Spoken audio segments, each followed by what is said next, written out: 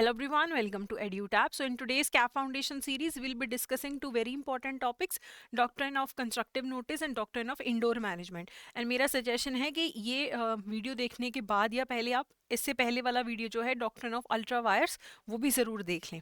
तो जब भी एक कंपनी का इनकॉर्पोरेशन होना है तो उन्हें अपने दो important documents memorandum of association और आर्टिकल ऑफ एसोसिएशन को रजिस्ट्रार ऑफ कंपनीज के पास रजिस्टर करवाना पड़ता है। तो ये दोनों हो जाते हैं पब्लिक डॉक्यूमेंट्स, यानी कि पब्लिक में से कोई भी आके इन डॉक्यूमेंट्स को रीड कर सकता है, स्टडी कर सकता है।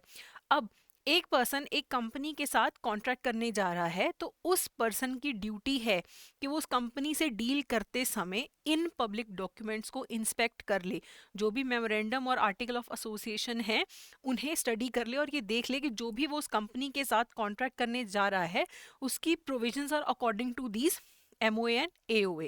और ये कंपनी भी अज्यूम करती है, लॉ ये अज्यूम करता है, प्रिज्यूम करता है कि जो पर्सन भी कॉन्ट्रैक्ट कर रहा है उसी कंपनी की इन डॉक्यूमेंट्स के बारे में पूरी जानकारी है, उन्हें ये डॉक्यूमेंट्स अच्छे से समझ आ रहे हैं। तो ये जो प्रिजम्पशन है ये है डॉक्ट्रिन ऑफ कंस्ट्रक्टिव नोटिस कि आप जब भी कंपनी के साथ कॉन्ट्रैक्ट करें तो ये अज्यूम किया जाता है कि आपने उनके पब्लिक डॉक्यूमेंट्स को अच्छे से रीड किया है और आपने उन्हें समझा है। अब इस कंस्ट्रक्टिव नोटिस का इम्प्लीकेशन क्या होगा, इसके इफेक्ट्स क्या होंगे? सबसे पहले तो हमें फ़र्क नहीं पड़ रहा है एज अ कंपनी कि उस पर्सन को डॉक्यूमेंट समझ आ गए नहीं आ गए, उसने देखे हैं नहीं देखे। ये प्रिज्यूम ही किया जाएगा कि उसने AOA MOA जो भी पब्लिक डॉक्यूमेंट्स हैं उन्हें अच्छे से रीड किया है, उसे समझ आ गए हैं और उसे कंपनी की पावर्स और कंपनी के ऑफिसर्स की जो पावर है वो भी समझ आ गई है। ये डॉक्ट्रिन क्यों इम्पोर्टेंट है? ये कंपनी को प्रोटेक्ट करता है आउटसाइडर से, ताकि कल आउटसाइडर्स आके ये आर्ग्यूमेंट ना कर सकें कि हमें तो पता नहीं था कि AOA में ये लिखा है, हमें पता नहीं था MOA में क्या लिखा है, या हमें समझ नहीं आया था, कि वो बिना मतलब के कंपनी के अगेंस्ट कोई केस ना करे या फिर कॉन्ट्रैक्ट फुलफिल करने से मना ना कर दे। तो ये एक तरीके का नेगेटिव नेचर का डॉक्ट्रिन है, क्योंकि ये सामने वाले पर्सन को, कॉन्ट्रैक्ट करने वाले पर्सन को ये आर्ग्यूमेंट करने से रोकता है कि उसे तो पब्लिक डॉक्यूमेंट्स के बारे में पता ही नहीं था। ठीक है, लेकिन इस डॉक्ट्राइन का जो एक एक्सेप्शन है वो है डॉक्ट्राइन ऑफ इंडोर मैनेजमेंट। अब इंडोर मैनेजमेंट क्या बोलता है? इंडोर मैनेजमेंट ये बोलता है कि देखो, पर्सन कंपनी से डील कर रहा है, उसने सारे रजिस्टर्ड पब्लिक डॉक्यूमेंट्स पढ़े हैं, MOA AOA पढ़े हैं, ठीक है, लेकिन अब कंपनी के इंटरनल मैनेजमेंट में अगर कुछ चेंज हो रहा है, कुछ इरेगुलरिटीज हो रही हैं, तो उसके बारे में उसे जानकारी नहीं हो सकती है। ओके, अब एक पर्सन है, उसको पता है कि कंपनी के पास बॉन्ड्स जारी करने की पावर है, उसने MOA में ये चीज देखी है। अब उसे नहीं पता कि इंटरनल जो भी रेगुलेशंस हैं कंपनी में हो रखी हैं नहीं हो रखी हैं, बोर्ड ऑफ डायरेक्टर्स ने मीटिंग कर रखी है नहीं कर रखी है, ठीक है, तो वो इंटरनल रेगुलरिटीज के बारे में नहीं जान सकता है, इसीलिए वो तो यही सोचेगा कि जो कॉन्ट्रैक्ट है ये मेरा वैलिड है। So hence if his contract is consistent with the public documents, the company is bound by such contract. अपनी इंटरनल रेगुलरिटीज का दावा करके वो कॉन्ट्रैक्ट से पीछे नहीं हट सकते हैं, क्योंकि बाहर वाला पर्सन इंडोर जो चल रहा है, कंपनी के अंदर क्या चल रहा है वो नहीं जान सकता ना, वो सिर्फ पब्लिक डॉक्यूमेंट्स रीड कर सकता है। ओके, तो उसे इंटरनल रेगुलरिटीज से फर्क नहीं पड़ता है। जो हमारा डॉक्ट्रिन ऑफ कंस्ट्रक्टिव नोटिस है वो आउटसाइडर से कंपनी को बचाता है, जो डॉक्ट्रिन ऑफ इंडोर मैनेजमेंट है वो आउटसाइडर्स को कंपनी इरेगुलरिटीज से बचा रहा है, कंपनी से बचा रहा है कि वो कल अपने कॉन्ट्रैक्ट से पीछे ना हटें। तो यह जो इंडोर मैनेजमेंट का डॉक्ट्रिन है, एक बहुत बड़े केस से आया था, रॉयल ब्रिटिश बैंक वर्सेस टर्क्वांड। इसमें क्या हुआ था कि एक पर्सन है, मान लो A पर्सन, उसने कंपनी को कुछ पैसे लोन दिए जिसके बदले में कंपनी ने उसे बॉन्ड्स दिए। अब ये बॉन्ड्स देने की जो काम है वो किसने किया है? कंपनी के MD ने किया है। और A ने MOA में ये चीज पढ़ ली है कि कंपनी का जो MD है उसे ये बॉन्ड्स इशू करके बोरो करने की पावर है। ठीक है, तो इसमें एक और इम्पॉर्टेंट पॉइंट है कि MD को ये सब बॉन्ड्स वगैरह इशू करने से पहले कंपनी की एक बोर्ड मीटिंग करनी है, वहां पे रेजोल्यूशन पास करवाना है। अब ये इंटरनल है। अब A तो यही अज्यूम करेगा ना कि MD के पास पावर है, MD ने अपने सारे कार्रवाई की होगी अपने टाइम पे, लेकिन यहाँ पे MD ने बोर्ड ऑफ डायरेक्टर से ये रेजोल्यूशन पास नहीं कराया बॉन्ड्स इशू करने वाला। अब यहाँ पे कंपनी कल बाद में ये बोलती है कि हम तो इन बॉन्ड्स को वैलिड नहीं मानेंगे जो ये पैसे बोरो हुए हैं, क्योंकि रेजोल्यूशन पास नहीं हुआ। तो यहाँ पे कोर्ट ने बोला था कि ए ने एमओए देखा था, उसमें उसे पता था कि एमडी के पास पावर है, अब उसने आगे बोर्ड ऑफ डायरेक्टर से रेजोल्यूशन नहीं पास करवाया, इससे ए को कोई लेना देना नहीं है। So the company is bound by the contract because of doctrine of indoor management. ये एमडी ने जो रेजोल्यूशन पास नहीं कराया, ये इंटरनल इरेगुलरिटी है जिसके बारे में ए को जानकारी नहीं हो सकती थी, तो ए को इसमें प्रोटेक्शन मिलेगी, जो भी उसने पैसे दिए हैं बॉन्ड्स के बदले में, वो जो कॉन्ट्रैक्ट है वो फुलफिल होगा। ओके अब इसकी भी एक दो एक्सेप्शंस हैं। सबसे पहले, अगर जो पर्सन कॉन्ट्रैक्ट कर रहा है उसे इंटरनल रेगुलरिटी के बारे में जानकारी है, फिर वो इंडोर मैनेजमेंट को यूज करके प्रोटेक्शन नहीं ले सकता। अगर हम पिछले ही केस के बारे में देखें तो अगर ए को पता होता कि जो एमडी है उसे बोर्ड ऑफ डायरेक्टर्स की मीटिंग करनी है और उसने नहीं करी, उसे ये बात पता होती, इंटरनल रेगुलरिटी के बारे में जानकारी होती, फिर प्रोटेक्शन नहीं मिलती। ठीक है। दूसरा, act outside apparent authority of an officer of a company.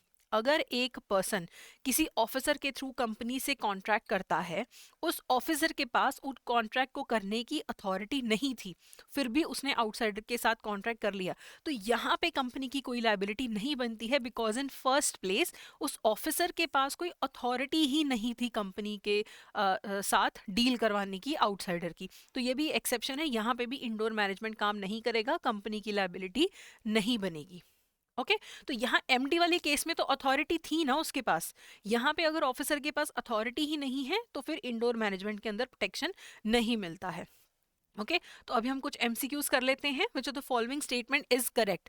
Doctrine of ultra vires lays down that every outsider is assume to have read the memorandum of association and article of association. Doctrine of constructive notice states that outsiders are not required to see the compliance of internal regularities of the company. Doctrine of indoor management lays that the company cannot carry on objects not permitted by its MOA. तो ये none of the above answer है, कोई भी correct नहीं है, क्योंकि ultra vires बोलती है कि कंपनी कोई भी ऐसा काम नहीं कर सकती है जो उसका MOA अलाउ ना करे। तो अल्ट्रा वायरस की ये डेफिनेशन यहाँ पे दी गई है। ओके और जो ये assume to have read MOA AOA ये कंस्ट्रक्टिव नोटिस में आता है। और इंडोर मैनेजमेंट भी हमने पढ़ा है कि outsiders are not required to see the compliance of internal regularities. तो ये सब ये मिक्सअप कर दिया गया है, तो डी जो है यहाँ पे करेक्ट आंसर है। अब हम एक केस स्टडी करते हैं, अब बाद में पीडीएफ से पूरा रीड कर लेना। तो XYZ लिमिटेड जो है एक बहुत बड़ी कंपनी है जो कि इलेक्ट्रॉनिक गैजेट्स सेल करती है। अब कंपनी का जो आर्टिकल ऑफ एसोसिएशन है उस कंपनी के मैनेजिंग डायरेक्टर को ये पावर देती है कि वो कंपनी के बिहाफ पे आउटसाइडर्स के साथ कॉन्ट्रैक्ट और अग्रीमेंट कर सकता है। और मिस्टर स्मिथ जो है बहुत सालों से कंपनी के MD हैं। एक दिन मिस्टर स्मिथ एक दूसरी कंपनी के साथ ABC इलेक्ट्रॉनिक्स के साथ परचेज का कॉन्ट्रैक्ट साइन करते हैं, बहुत सारे इलेक्ट्रॉनिक्स के परचेज का कॉन्ट्रैक्ट करते हैं। अब कॉन्ट्रैक्ट बहुत बड़े अमाउंट का है और यहाँ पे ABC इलेक्ट्रॉनिक्स को ये नहीं पता कि मिस्टर स्मिथ जो उसे लगा था कि MD है, उनका एज एन MD जो पोजीशन है वो एक्सपायर हो चुका है और अभी तक बोर्ड ऑफ डायरेक्टर्स ने उन्हें रीअपॉइंट नहीं किया है। और ABC इलेक्ट्रॉनिक्स को तो पता ही नहीं है कि इंटरनली ये चीज़ चल रही है। तो as a result board of directors बोलता है कि मिस्टर स्मिथ का तो कॉन्ट्रैक्ट हमारे साथ एक्सपायर हुआ हुआ था 1 महीने पहले से, आपने कॉन्ट्रैक्ट कर लिया, हम इसको ऑनर नहीं कर सकते हैं इस अग्रीमेंट को।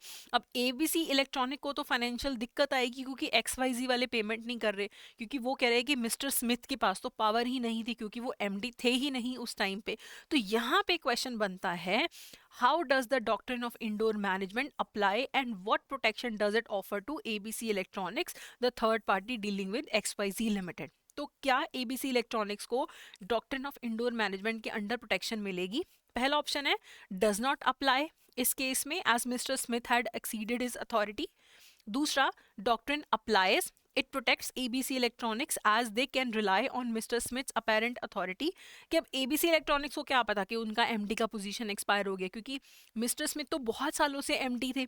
तीसरा ऑप्शन है doctrine of indoor management applies but it does not protect ABC Electronics since they should have conducted due diligence. या फिर doctrine of indoor management irrelevant है इससे लेके। तो यहाँ पे ऑप्शन है आंसर बी है, क्योंकि इंडोर मैनेजमेंट अप्लाई होगा क्योंकि ये MD वाला उनका जो पोजीशन है उन्हें रीअपॉइंट नहीं किया गया, ये एक इंटरनल इरेगुलरिटी है। उन्होंने तो AOA MOA स्टडी करके कॉन्ट्रैक्ट किया था। तो यहाँ पे ऑप्शन होगा आंसर बी होगा इसका। आप इस केस स्टडी को जरूर डिटेल में एक बार फिर से पढ़ लीजिएगा। अगला क्वेश्चन है which of the following statement is correct. MOA AOA are public documents, ये बिल्कुल सही है, यही तो स्टडी करते हैं फिर कंस्ट्रक्टिव नोटिस के टाइम पे। The person who knows about internal regularities will be protected under indoor management, तो ये वाला स्टेटमेंट जो है आपका गलत हो जाता है। The principle of constructive notice seeks to protect the company against the outsiders, whereas the doctrine of indoor management seeks to protect the outsiders against the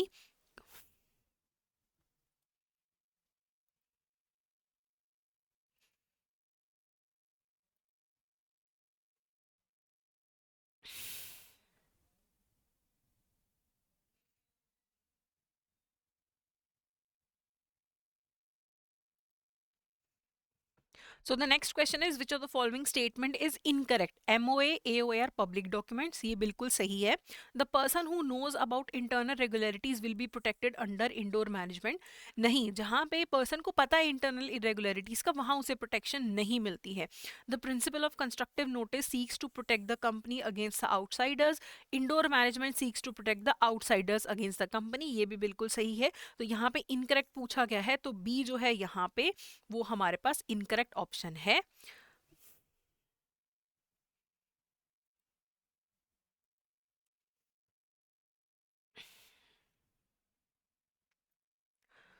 So the next question is which of the following statement is incorrect? MOA, AOA are public documents. बिल्कुल सही.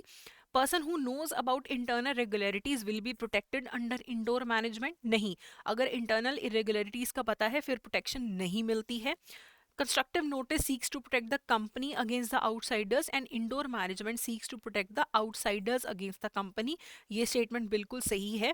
Constructive notice company को protect करती है, indoor management outsiders को protect करती है. तो यहाँ पे correct answer हमारे पास क्या है? B. Incorrect पूछा गया है तो B incorrect है. ठीक है, तो ये था हमारा आज का सेशन. अगर आपको ये सेशन यूजफुल लगा है तो please go ahead and subscribe to our YouTube channel. और आप हमें मेल कर सकते हैं at hello@edutap.co.in पे. You can also call us on this number for any query regarding your JAB exam or your CAB exam. So that's it for today. Thank you so much.